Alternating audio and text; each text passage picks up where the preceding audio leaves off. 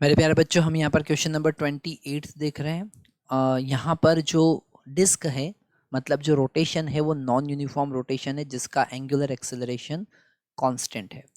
जब हम angular acceleration की बात करते हैं, मतलब जो डिस्क है या कोई भी बॉडी है वो नॉन यूनिफॉर्म मोशन परफॉर्म कर रही है, तो वहाँ पर किसी पॉइंट का जो एक्सेलरेशन होगा वो टेंजेंशियल एक्सेलरेशन भी होगा और सेंट्रीपिटल एक्सेलरेशन भी होगा।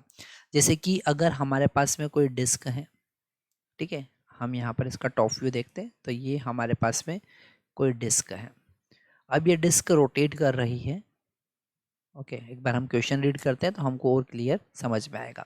अ disc rotate about its axis with constant angular acceleration alpha equal to 2 radian per second square. Alpha is equal to 2 radian per second square. Find the radial and tangential acceleration of a particle at distance 10 centimeter from the axis. है ना, axis से 10 centimetre distance पर 10 centimetre distance पर हमको find करना है radial acceleration. और radial acceleration का मतलब यहाँ पर क्लियर है, वो सेंट्रीपिटल एक्सेलरेशन की बात कर रहे हैं। और सेंट्रीपिटल एक्सेलरेशन AC को हम फाइंड कर सकते हैं ओमेगा स्क्वायर R से, और टेंजेंशियल एक्सेलरेशन को हम फाइंड कर सकते हैं अल्फा इंटू आर से। ठीक है, ये है हमारा centripetal acceleration, centripetal acceleration okay, due to the rotation, circular motion के कारण। और ये है टेंजेंशियल एक्सेलरेशन, टेंजेंशियल एक्सेलरेशन जो कि उसकी स्पीड इंक्रीज हो रही है उसके कारण है, वेलोसिटी इंक्रीज हो रही है उसके कारण है। तो यहाँ पर ये जो टेंजेंशियल एक्सेलरेशन है AT, वो होगा अल्फा इंटू आर। ठीक है, अगर अल्फा 0 है मतलब कांस्टेंट मूव कर रही है वो, जैसा हमने लास्ट क्वेश्चन 27 में देखा था, तो वहाँ पर हम टेंजेंशियल एक्सेलरेशन काउंट नहीं करेंगे।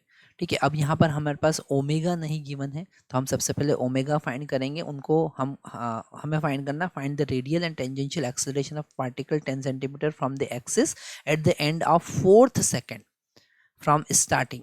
ठीक है, तो at the end of 4th second मतलब t इक्वल टू यहाँ पर हो गया 4 सेकेंड।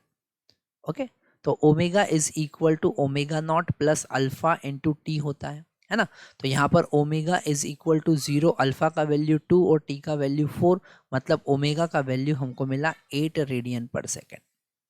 ओके, तो यहाँ पर आप ये जो सेंट्रीपिटल एक्सेलरेशन है वो 8 स्क्वायर इंटू डिस्टेंस यहाँ पर पूछा है उन्होंने 10 सेंटीमीटर, मतलब 10 डिवाइडेड बाय 100 कर सकते हैं, मतलब ये हो जाएगा 640 डिवाइडेड बाय 100, एक जीरो कैंसिल होगा, आंसर होगा 6.4 रेडियन मीटर पर सेकेंड स्क्वायर।